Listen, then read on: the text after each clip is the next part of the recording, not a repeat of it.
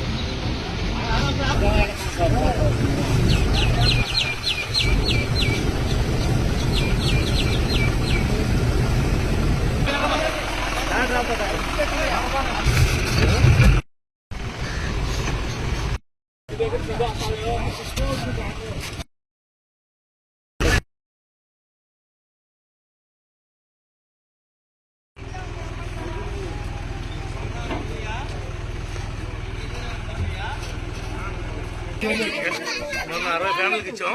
మిగిలిన ఫ్యామిలీ మొత్తానికి ఇచ్చేయండి. డబ్బులు ఉన్నోళ్ళు లేరు అమ్మడం లేదు. ఎన్ని ఫ్యామిలీ ఉంటుందో ఎంతమంది కాపురాలు ఉంటే అలా ఇచ్చేయండి. ఈరోజు రేపు కూడా రోజు లీటరు రేపు లీటరు 2 లీటర్లు మన ఫ్యామిలీకి పాలు. ఇంకా పిల్లలు లేకుండా లీటర్ ఉంటే లీటర్ ఎక్స్ట్రా ఇచ్చేయండి.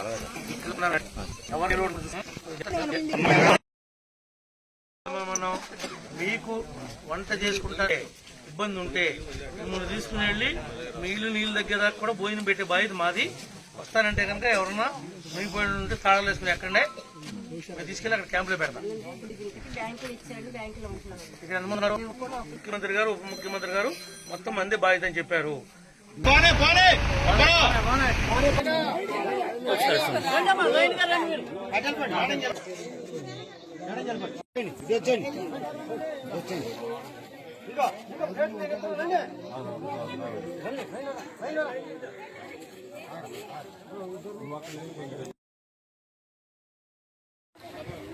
ఒకటో తారీఖు వచ్చినటువంటి వరదకే గోగుంటలో 60 ఫ్యామిలీలు నీట మునిగే. ఈ రోజున ఇంచుమించుగా ఎవరో ఒకరిద్దరు పెద్ద డాబాలు తప్ప ప్రతి వారింటికి కూడా నీళ్లు పట్టినాయి. ఊర్లోనికి రావడానికి ఇటువైపు కృష్ణా జిల్లా నుంచి దారి క్లోజ్ అయిపోయింది.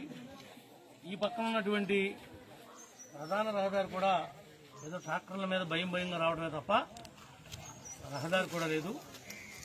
ఈ రోజు నుంచి రోజుకి లీటర్ పాలుగడికి ప్రతి ఇంటికి అని చెప్పి తహసీల్దార్ గారికి చెప్పడం జరిగింది. అన్ని ఇళ్లకి కూడా 5 కేజీలు బియ్యం, 2 కేజీలు బంగాళదుంపలు, 2 కేజీలు ఉల్లిపాయలు, 1 కేజీ పప్పు, 1 కేజీ పామాయిలు, 1 కేజీ పంచదార కూడా ఇవ్వడం జరుగుతుంది. కొంతమంది పసిపిల్లలు ఉన్నారు, వాళ్ళు డబ్బా పాలు కావాలి అని చెప్పి కూడా అడగడం జరిగింది. ఎంతమంది పసిపిల్లలు ఉన్నారో వాళ్ళకు కూడా డబ్బా పాలు మన హనుమాన్ జంక్షన్ నుంచి కొని 2-3 రోజులు సరిపడా కూడా వాళ్ళకి అదనంగా ఇమ్మని చెప్పి తహసీల్దార్ గారిని ఆదేశించడం జరిగింది. ఇంకా మీకు ఏం అవసరం ఉన్నా ముఖ్యమంత్రి గారి యొక్క ఆలోచన ప్రకారం, ఉప ముఖ్యమంత్రి గారి యొక్క ఆలోచన ప్రకారం మీకు కావాల్సినవన్నీ కూడా ఇవ్వమన్నారు. పచ్చగడ్డి లేదు, ఎండుగడ్డలు కొట్టుకుపోయినాయి అని కొంతమంది కంప్లైంట్ చేశారు. ప్రతి గేదెకి సుమారుగా 10 కేజీలతో డాక్టర్ 25 కేజీల కాడికి మరి టీఎంఆర్ కూడా ఫీడ్ కూడా మీకు వచ్చే విధంగా ప్రయత్నం చేస్తాం. అవి కూడా రేపు ట్రాక్టర్ మీద పంపిస్తాం. మీ గేదెలు కూడా ఇబ్బంది పడుకోకుండా వాటిని కూడా ఆదుకుంటామని చెప్పి కూడా ఈ సందర్భంగా తెలియజేస్తున్నాం. ఎవరిదైనా ఈ ప్రమాదంలో గేదె చనిపోయినా, మేక చనిపోయినా, గొర్రె చనిపోయినా, దూడ చనిపోతే కూడా 10,000 ఇచ్చి మీ కుటుంబాన్ని ఆదుకోమని చెప్పి గౌరవ ముఖ్యమంత్రి గారు ఆదేశాలు ఇచ్చారు. కనీసం మీ దూడ చనిపోతే కూడా మీరు వెటనరీ డాక్టర్ చెప్తే 10,000 రూపాయలు మీ అకౌంట్లో వేస్తాం. అదే గేదె చనిపోతే కనుక 40,000 ఇస్తాను. ఆవు చనిపోయినా, గొర్రె చనిపోయినా, మేక చనిపోయినా కూడా ఎవడు కళ్ళెం నీళ్లు పెట్టకూడదని చెప్పి ముఖ్యమంత్రి గారు ఆదేశించున్నారు. అవన్నీ కూడా తక్షణమే అమల్లోకి వస్తాయని చెప్పి కూడా మీ అందరూ కూడా తెలియజేస్తున్నాం. ఎన్ని రోజులు నీళ్లుంటే అన్ని రోజులు ఇక్కడే సొసైటీలోనే మీ అందరికి కూడా భోజనాలు ఏర్పాటు, పొద్దున్న ఉదయం టిఫిను, మధ్యాహ్నం భోజనం, సాయంత్రం ఏ పకోడీ లాంటి స్నాక్, టీ కూడా ఇమ్మన్నాను. రాత్రి కూడా డిన్నర్ పెడతారు, గుడ్డు పెడతారు. అవసరమైతే మీరు నోరు సప్పసప్పగా ఉందంటే చికెన్ గుడ్తో కూడా పెట్టమని చెప్తాను. మీ కోరిక మేరకు. అంటే రేపు పండగ కాబట్టి రేపు పెట్టద్దు, ఏమైనా ఉంటే ఎవరికైనా క్లోజ్ చేయి. రేపు పండగ కదా, రేపైతే మరి వినాయక చవితి ఇంటికాడ చేసుకునే అవకాశం వీళ్ళకి లేదు కాబట్టి ఆ పాల తాలూకులు, ఆ వండరాళ్ళు అన్ని కూడా నువ్వే తయారు చేయించి వినాయకుడి పూజ అంతా కూడా మన బ్యాంకులో చేయండి. సామూహికంగా పూజ చేయండి. ఇక్కడే అక్కడ మండపం పెట్టారు కదా, ఆ మండపం కూడా విగ్రహం పెట్టండి. భోజనాలు అన్ని కలిపి అందరు కలిసి ఇక్కడే పెట్టుకోండి. ఇంకెవరింటికాడ ఎందుకు ఆ పాల తాలూకులు అవన్నీ ఉప్పులో వండరాళ్ళు అన్ని ఇక్కడ తయారు చేయండి. అంటావు